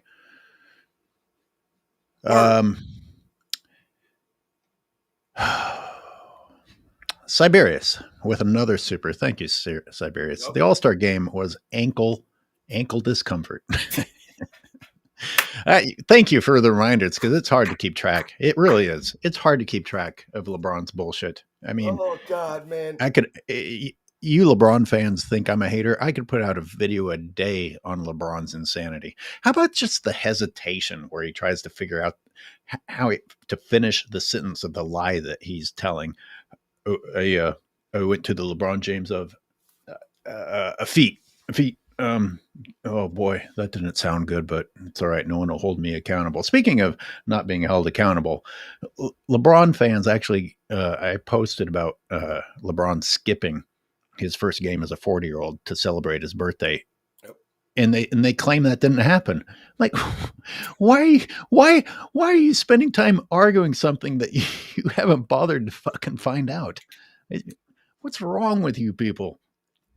Anyway, once again, we don't gotta lie about LeBron James' career. We don't gotta make nothing up. It's like last year when I said going into last season, I said, I dare LeBron James to play all 82 games. I dare you, man. I dare to play all 82. And I dare to play playing 37 minutes a night like Michael Jordan did at 40 years old. I dare to do it. I dare and give the effort on both sides of the ball that we saw Michael Jordan give. I dare him. And he couldn't do it. I think 23 games into the season, remember LeBron James went missing for 8 days. No one knew where this man was. And I want to go back to 1993. When you mentioned LeBron James, what's up, AOH? We still don't, do we? No, he just disappeared. 8 days, this man was gone. Just took off. How do we still not know that? Supposed to be the leader of the team. Supposed to be the greatest player of all time. You just disappear on your team and no one knows where you are. It don't make any sense, man. But when we talk about all this stuff that's been going on, LeBron James sitting out for an ankle discomfort or whatever it is, I remember when I was watching the 93 All-Star game pretty recently, maybe a couple months back. I remember they were interviewing Magic Johnson, right? He was announcing and broadcasting the game. And I remember them saying, the broadcaster literally says, I don't know why Isaiah Thomas is playing in this game. Because his ankle is obviously jacked up. He shouldn't be playing in this game. He should be sitting out to rest his hurt ankle. And Isaiah Thomas is like, 34 years old or whatever he was at the time. This is in 1993. It's at the end of his career, Isaiah Thomas. And they're wondering why he's playing. And Magic Johnson literally says, yeah, I talked to Isaiah Thomas before the game out there in the locker room. And he said, I'm going out there for the fans. I'm going out there for the fans. He said, that's what Isaiah Thomas told him. I'm going out there. Yeah, I'm hurt and I got a lot of pain I'm dealing with, but I'm going out there with the fans because he understood this at the end of his career. He understood what it meant for the fans to watch him play and what it meant for him to go out there for the fans. These guys really felt like that. I'm not making this stuff up. Oh, you guys are talking crazy. They didn't care about y'all like that. No, I'm not saying Isaiah Thomas loved us or he wanted to give everybody autographs or give them a hug or buy them a car. Duty. But he felt an obligation to go out there and play the game. He understood duty. He had a job. You're getting paid money for the job. Maybe you should deliver on the job. Imagine the difference between what you just described and guys that are complaining that, I want to be on break. I can't believe you want me to participate in the All-Star game. Something that was an honor these guys are complaining about. I just, I thought with the idea of canceling the All-Star game, go ahead. Take another week off, guys. And let's see how good you are with another week off. Let's see if you actually change.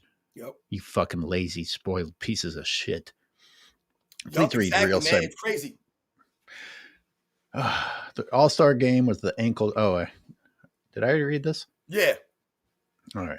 No, but it's true though. Like I said, and I'm not. You guys know how I feel about Isaiah Thomas. I've done a lot of videos on him and how he really continues to be really cringy with Michael Jordan and some of the jealous and envious stuff. But I always tell you guys, I always respected Isaiah Thomas, a basketball player. I've never denied that man's skills. I never denied his career, man. I feel like sometimes he tries to hype himself up a little bit much, like a lot of these guys are seeming to do on these podcasts and these interviews. But that man, like I said, showed up to the All-Star game, showed up and gave the effort. Because that's what these guys cared about. It cared for them to go out there and compete in the All-Star game. The All-Star, that's why I put in those captions. I always post the All-Star game picture, and I said, when the All-Star game mattered, it mattered to them to go out there and compete, guys. There was a legit East-West rivalry there. I mentioned this. He can't play all 82 games. I don't know why. The person who interviewed him in the video that I put out even mentioned it. Oh, you've got another season with the pressure of 82 games. He's done it once? One time. Why are you talking about this? He takes days off for his birthday. Anyway, even Yao Ming got 182 game season on his belt. Bronny is living proof. If LeBron wasn't 6'9", he would be just like him. No skills whatsoever, like father, like son. I might be wrong. I think Yao Ming got 2 82 game seasons on his belt. I might be off. He might have 2. LeBron James only got 1. Come on, man, that's insane. Yeah, Yao had to go against Shaq. That was not the right time to enter the league. Yeah, and Shaq is also interestingly insecure, considering what he accomplished. But boy, that guy doesn't he reek of insecurity? Yeah, I tell you guys all the time, man, I love Shaquille O'Neal. I really do. I loved him as a basketball player. To me, he was great for the league. His charisma, his swag. I mean, everything with Shaquille O'Neal, I always liked, man. He was a big-time popular player, man. Shaq Attack, the sneakers, like I said, the movies, the commercials, the personality. Shaq was great for the league, man. Great basketball player. But like you mentioned, he misremembers himself. He tries to act as if he dominated in the 90s. He didn't dominate in the 90s. You dominated in the 2000s, my man. You didn't dominate David Robinson or Patrick Ewing or Hakeem Olajuwon or Dikembe Mutombo. You didn't dominate during those times. You dominated after those times. But he acts as if he did dominate those times and those guys. That's my only problem with Shaquille O'Neal. What does this comment mean? Talk about Stan Albeck's stopwatch after MJ broke his foot. Right, so McZuggan just talking about when Michael Jordan came back from the broken foot, and actually the broken foot injury was actually a career-threatening injury. This wasn't a really simple broken foot. How you broke your foot, you heal, and you come back. This was a career-threatening injury, guys, because it was a weird fracture. It was in a really weird spot. So Michael Jordan, knowing all these things, when they brought him back, because remember, Michael Jordan forced their hand for him to play that season, he came back on a minutes restriction. I believe he was only allowed to play 15 minutes a game, a certain amount of minutes per half. So they told the coach, Stan Albeck, if you play him more than the 15 minutes, I believe it might have been more than that or less, then we're firing you on the spot. We're getting rid of you right there. Don't play this man more than those minutes. We're not playing any games. You pull him immediately. Even though Michael Jordan was disgruntled, even though Michael Jordan was arguing to play more minutes, they wanted him to sit out so that they can get a higher draft pick. And Michael Jordan, thinking about the culture of the Chicago Bulls, said, no, what kind of mentality is that they have? We shouldn't be going out there trying to lose. We have to be trying to win. I'm trying to win. Yeah, and he would get the team back into the game, and then they'd pull him, and you'd have to watch the game slip away. That's got to be. But they won just enough to get into the playoffs. And I remember hearing people knock the Bulls because they made the playoffs with like an under 500 record. But the funny thing is, and we've talked about this, the Bulls making the playoffs is remarkable in and of itself. Yeah. They had no business getting there with Michael Jordan missing all those games, but because he was a competitor, he forced them to put him out there, and he did just enough to get. We would not have the 63-point performance if Michael Jordan wasn't a competitor and forced them to play. That would never have happened. Isn't it funny that according to LeBron James fan mentality, Jordan would have been better off just not making the playoffs? Because it's like one of their main arguments that he got swept by Larry Bird's legendary, arguably best team ever, Celtics, when they had no business even being in the playoffs, which, by the way, LeBron was not making during his first 2 seasons. So Jordan, just go back in time and fail worse. And you'll be better off, I guess, according to these guys. Exactly. Snipey McSendit. I haven't read this, but your name makes me want to read it. Back in the day in the NBA, the people on the defense used to try to stop the people on the offense. That's a great What comment. crazy concept, right? Isn't that funny that you have to play defense or attempt to play defense? I mean, my God. Guys who play both sides of the ball. Like I said earlier, they're trying to make fun of guys back in the day when we watched basketball, even the early 2000s, because they were only scoring in the 80s or the 90s. And that, to me, makes the game more impressive to watch, because when you see a guy score 30 or 35 points and the score is 90 to 95, you're like, damn, this dude was able to score 30 points in a score or a time when guys are actually playing legit defense. It's more impressive to me to see guys being held under stricter enforcement of the standards, the carries, the travels, the screens, all this stuff, and scoring still under all those restrictions. Guys can be physical, put their hands on you. The big men could be really physical. To me, it makes it more impressive when you do things. Robin, did you happen to catch any of the Niners-Rams game? No, I did not actually. I've been pretty bad this year with the football, man, to start. I've been watching the Giants games, but as far as overall, I don't have the NFL Red Zone right now. My dad has the Red Zone, so a lot of times I would go to my parents' house and watch the Red Zone in his house, but I don't have it in my house. They gave like a free preview of the first week of NFL. They gave it for free, and I was able to watch all the games, all the highlights, pretty much, all the impactful moments on the Red Zone, which I always appreciated. But yeah, I mean, I didn't see that game.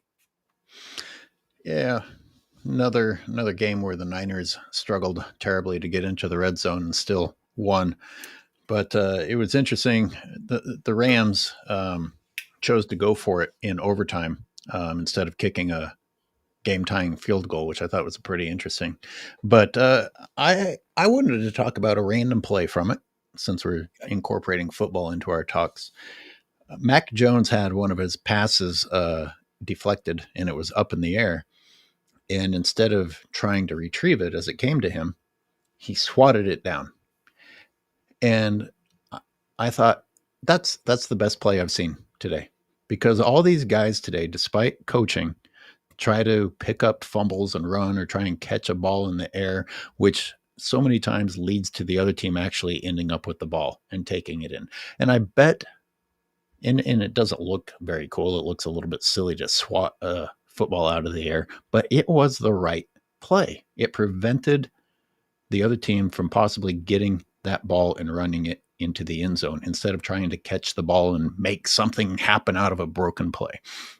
I just wondered if you could relate to that, the challenge of doing what you should do versus what might look cooler in the.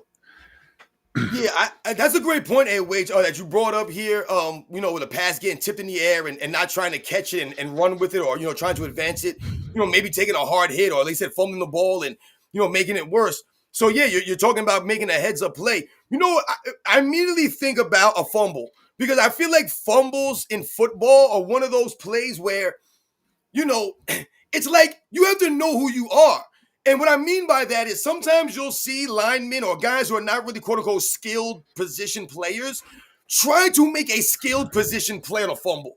So the ball will be bouncing around and they'll try to make the scoop and run play, right? Which is very difficult. Anyone who's played football understands when that ball is bouncing, especially if it's bouncing at a certain speed and angles, it's very hard to gauge where the next bounce is going. So even if you think in your mind, hey, I'm going to just scoop this up and run with it, it doesn't always work out that way. So you try to do that, and what happens? It bounces weird, it goes off your hand, and now you kick it sideways, or you kicked it out of bounds, or you kicked into the back of the end zone. You did something stupid because you were trying to pick it up when you're supposed to fall on the ball, right? And like I said, know who you are. Have there been times when I played football where there's maybe been a play like that and I try to scoop it and score? Yeah, I've done that before. But like I said, I consider myself a skill position player where I'm going to take the chance in that instance if I'm going to make a great play and handle the ball great. But you're right, the smart play would be to fall on it. And that was my awkward move into talking about football on Football Sunday. And let's go back to basketball. Praise the Dawn with another super chat. Thank you so much, Praise the Dawn. Go ahead, Robin. That's so funny, man. Shout out to Praise of Don. Played weaker competition, played in a weaker era, built super teams in the weaker conference, facing 41-win teams. Loses more times than he won, yet they call him the quote-unquote GOAT. Worst fan base in sports history. I absolutely agree with Praise of Don. The fan base is terrible, man, because like I said, they won't hold LeBron James standard. They just don't even care. Everything's excused. And it's really sad what he did to the league. Yeah, imagine Kobe won 5 out of 7 trips to the finals, and LeBron James is spoken of more highly than that. I mean, again, they've started praising making it to the finals, 10 times, but he also doctored the league in order to get there 10 times, and we saw so often the evidence proving that, because he just got shellacked once he made it there. I'm just going to be quiet until Robin is moving again. Robin's frozen. Check for some more supers. And Robin is back. You're back on the screen, sir. I'm sorry, man. It's all right. I was just talking about how interesting it is that they would praise 10 making it to 10 finals when we actually have evidence of how much he tampered with the league in order to make it to those finals, only to get the shit beat out of him once he got to the finals. Right. I mean, it's crazy. And a shot to Gino Panzini and says, don't forget he gets all the ref calls. And that's another thing, too, that I think bothers a lot of people about LeBron James, because we'll watch games where LeBron James is throwing temper tantrums out there. He's crying and moaning for foul calls when your team is getting all the calls. I just don't get, like, what are you crying about? It doesn't make it. I mean, the other team should be crying about your team. But yet every game we see LeBron James doing this. How often do we see this? Every game, dude, your team is always in the top of free throws. You're getting the whistle. Take it easy.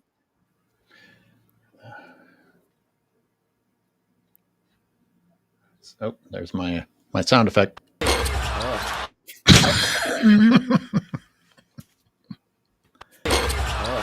Oh my goodness gracious. By the way, that person's fired, by the way. You can't react to Bronny's brick in that way and keep your job. No, but the scary thing is that you're right. Oh, I am. You're right. Duncan won 5 of 6, but no mention. Yeah, poor Duncan. That's right. Once again, Tim Duncan doesn't get talked about much. You have LeBron James fans out there that think he's greater than Tim Duncan or a better leader than Tim Duncan. And they'll be like, oh, Tim Duncan had Tony Parker and Manu Ginobili. Are you kidding me right now? You're really going to try to make that argument that Tim Duncan had more help than LeBron James? Once again, when we talk about what Tim Duncan does to the teammates around him, he makes Tony Parker and Ginobili better. They're great because they're with Tim Duncan. They're really good players. But Tim Duncan's allows players to come around and fit into a system around him. He sacrifices for Tony Parker, for Manu Ginobili. Yeah. You know, we could play the woulda, shoulda, coulda game and the what if game, which is what all of LeBron James podcasts do. Like, think about someone like Ginobili, though, which I'm sorry to cut you off, but Manu Ginobili himself sacrificed to stay on the Spurs. He wasn't greedy about money or status, or I'm not a full-time starter. He excelled and accepted his role. I was just wondering, if they hadn't been with Duncan and in that system, what kind of a name does Manu Ginobili have in history, or Parker?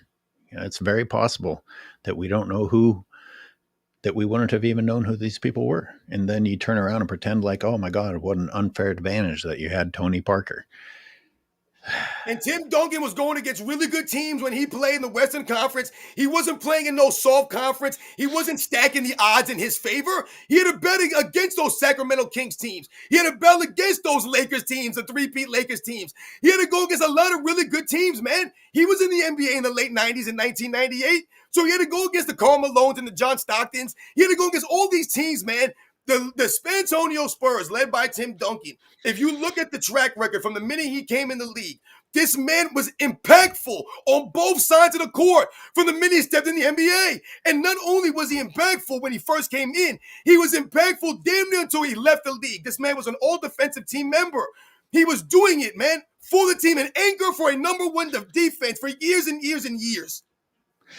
You got any thoughts on LeBron in the interview saying his main focus for the season, or his idea of success for the season, would be for the team to pay attention to details, or that his main goal in the offseason was his golf swing? You know, before you answer, I want people to understand what Michael Jordan did, the machine that he was, playing 36 rounds of golf and then going and dropping 50 on people's heads. Because I know golf isn't that physically demanding, but 36 holes is a long time to be in the sun and on your feet, people. No, you're making a great point, AOH. Let's see LeBron do that. Yeah, I mean, and when you talk about working on your golf swing, I mean, again, what's the priority here? You're in year 23. I mean, I don't understand what we're doing. Like, the main focus, the only focus for LeBron James at this point in time of his career should be winning. There should be nothing else. I mean, my God, this isn't your first, second, third, fourth, your fifth year. Maybe you're trying to build your brand up. A lot of these weirdos out here in the NBA, they're not focused on winning. You can tell they don't care about winning. You think they really care about winning? They don't seem to care about winning. LeBron James, the only thing that you should be caring about is winning.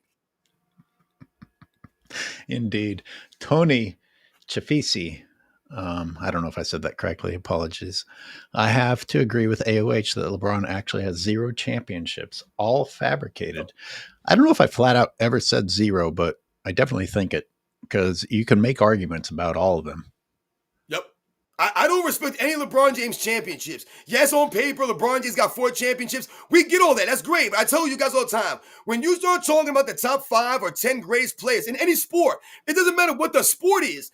It's beyond the championships and the stats and the accolades. There's got to be something else. There's got to be something else that you brought to the team, that you brought to the game. That, I mean, it just can't be about the numbers and the accolades, because all of those great players, they have won championships, multiple All-Stars and all NBAs and all of this stuff. The stats, we get all of that.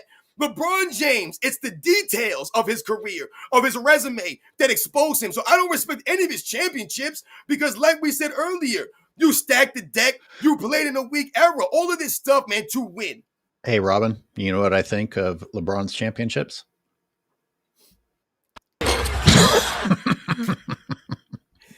That's what it is. It's a clang, because that's what LeBron James did. He went out there and clanged it up. Every chance that LeBron James had to do something right, to make the right play, so to speak, to make himself look better, he decided to take the other steps, the other actions. I related to Dirk Nowitzki many times because their paths were not similar like you would think, but Dirk Nowitzki had chances and times where you would have thought he would have left Dallas maybe and tried to get an easy way out. Remember in 2006, they blew a 2-0 lead to the Miami Heat, 2-0 lead. And Dirk Nowitzki took a hit. He didn't play great in the 2006 finals. He himself had said that. Remember the next year how Dirk Nowitzki followed that up. He followed it up by being the first team in history to lose in the first round an 8 seed to a 1 seed to an 8 seed in a 7-game series in NBA's history. That had never happened before. That's how he followed up choking in the NBA finals. Did Dirk Nowitzki leave? They say, I'm out of here. I got to go find a place to go. I got to bring in somebody else. I got to go team up with Tim Duncan. I got to go team up with this guy, that guy. He didn't do any of that stuff. He stayed in Dallas, 2008. 2009, 2010. He waited for his opportunity to come again. And it came in 2011. And he went out there and he put his show. And the one championship he got, the one, is way more respected than LeBron James 4. I remember when they lost to the Warriors in that first round, because the Warriors beat them every time in the regular season. I was like, this is a terrible matchup for the Mavericks. I'm actually taking the Warriors. Like, the Warriors, this is the one matchup the Warriors could win.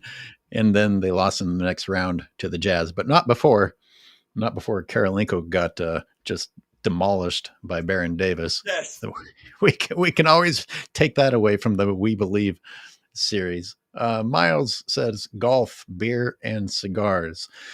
Now I'm going to take from that golf is basically beer and cigars, because that's how you would have to keep me entertained out there, and maybe some whiskey, which Jordan probably did. How many cigars and beers do you think Jordan got in a 36 whole time period before going and shitting on other NBA players? Well, you know what's funny? Michael Jordan seemed to get probably high quality cigars. You know, he probably got some of those Cubano cigars, some imported illegally cigars, and some of those cigars burn for hours, man. You know, my dad, I wouldn't call my dad a cigar aficionado, but when I was growing up, my dad would smoke a cigar every now and again at a party or a barbecue. I would see my dad with a cigar. So when I was in the military, I was in Bahrain, and no one, don't tell on me, but I got some Cuban cigars out there in Bahrain, and I brought them to America. You know, you got me in the mood for a cigar. I haven't had a good cigar in a while. I might have to go.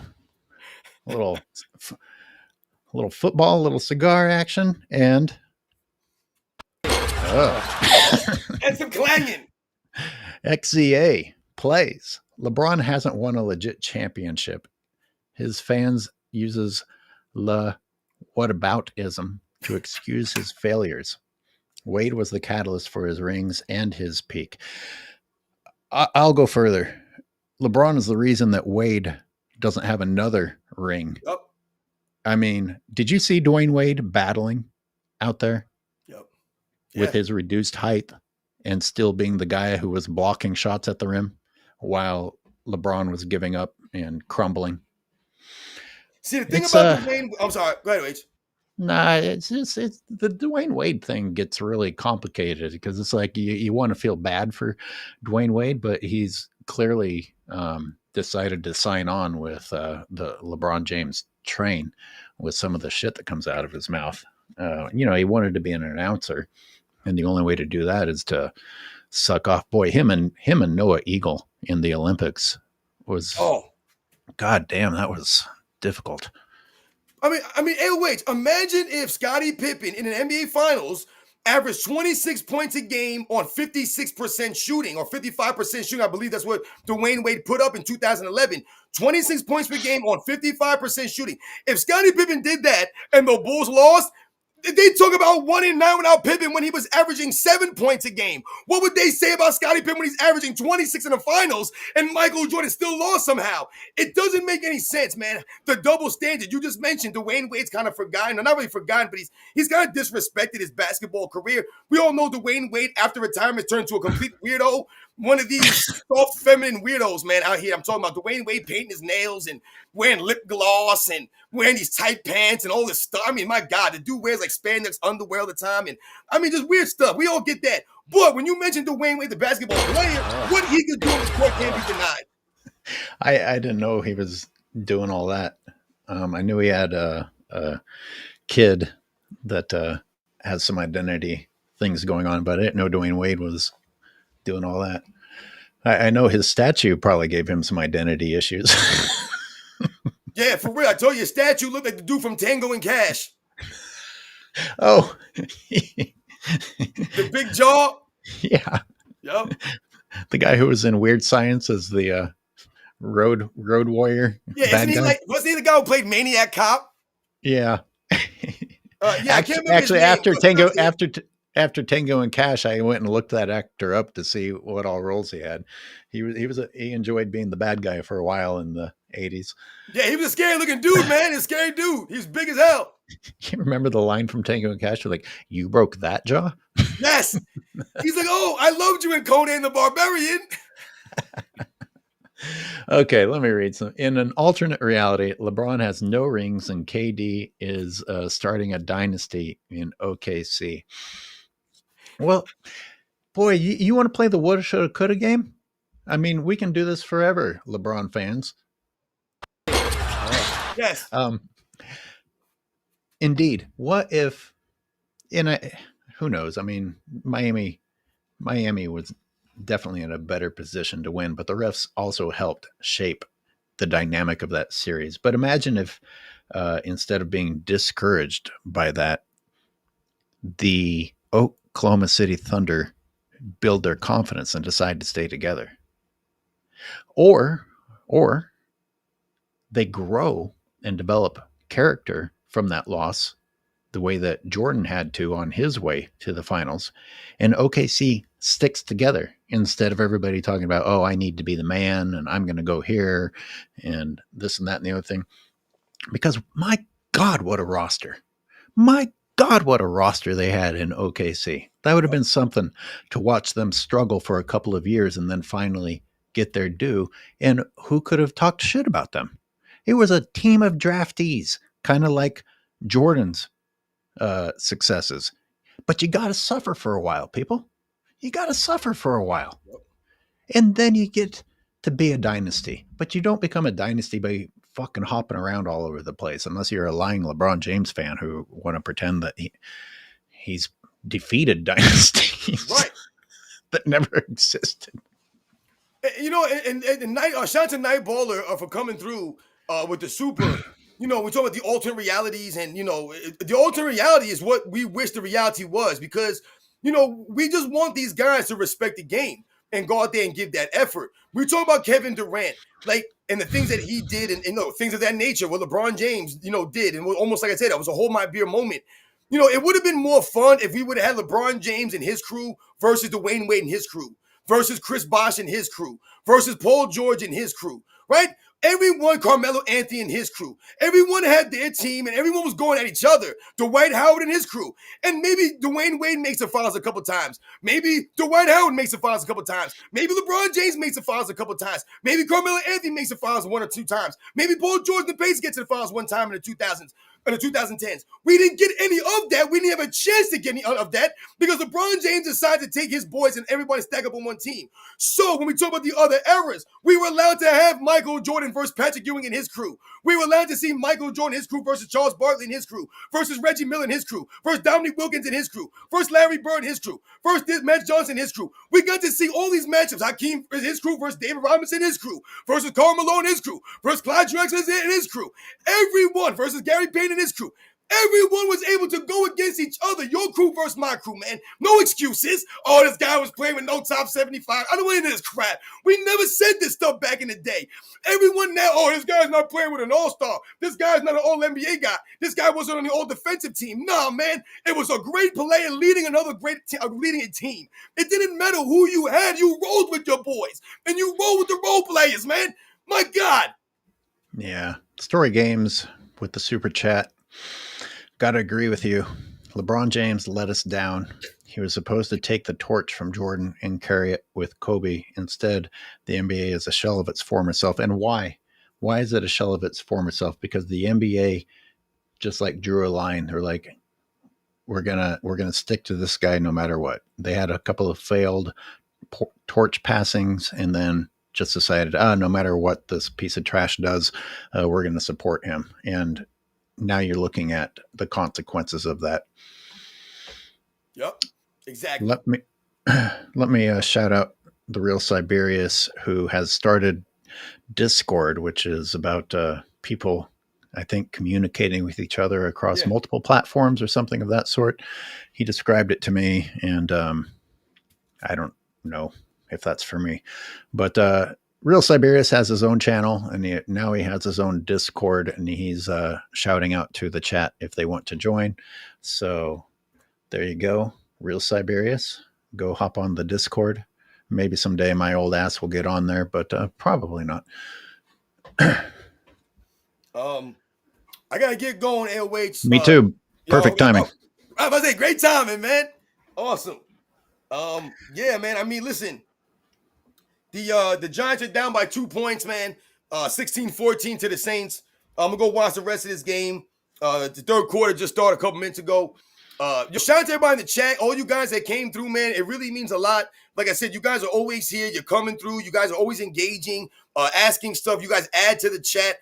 It means a lot. AOH again, man. Another great show. I really enjoy doing these shows with you, man. I hope you have a great rest of your weekend. Everybody out there, man. I'll catch you guys on the next one. Good having you here, man. I'm going to go find a cigar and enjoy football.